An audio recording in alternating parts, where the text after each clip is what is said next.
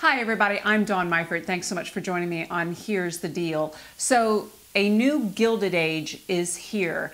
The second Gilded Age this country has ever seen is definitely upon us. Now in downtown Manhattan right now, there's a skyscraper being built, and the New York Times has dubbed it the Global Billionaires Club.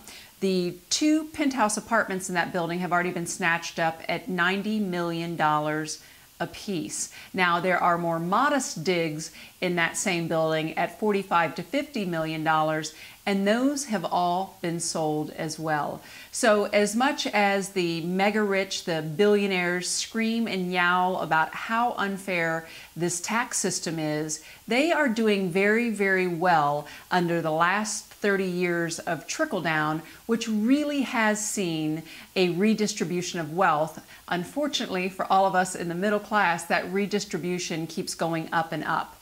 Now, yesterday, Donald Trump tweeted that he would offer anyone $5 million for President Obama's college records and his passport. He's making a complete fool of himself. Even Barbara Walters said so on this morning on The View, telling him to stop, that he wasn't hurting anyone other than himself. However, Trump certainly knows how to play the game. He has declared bankruptcy more than 3 times with various entities, even though he would have you believe that he's the most successful businessman on the face of the planet.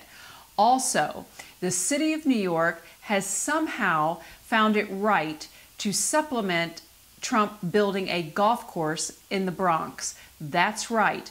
Trump is getting another government handout to the tune of almost $100 million to build this golf course in a very poor section of the Bronx. The city councilman there is completely up in arms. He stated, in a city where economic inequality rivals that of a third world country, this is exactly what we do not need. Of America's 25 largest cities, New York is now the most unequal. The median income for the bottom 20% last year was less than $9,000, while the top 1% of New Yorkers have an average annual income of $2.2 million. No wonder these guys are willing to spend hundreds of millions of dollars to see that Mitt Romney is elected.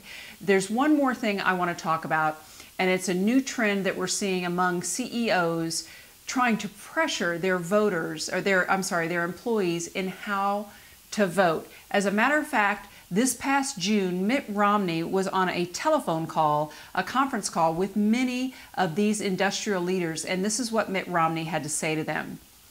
There's nothing illegal about you talking to your employees about what you believe is best for the business, because I think that will figure into their election decision, their voting decision. So basically what these guys are saying, like the Koch brothers that sent out a voter information packet to all of their employees, they're saying that if you don't vote Republican and Obama makes it back into the White House, you're going to lose your jobs.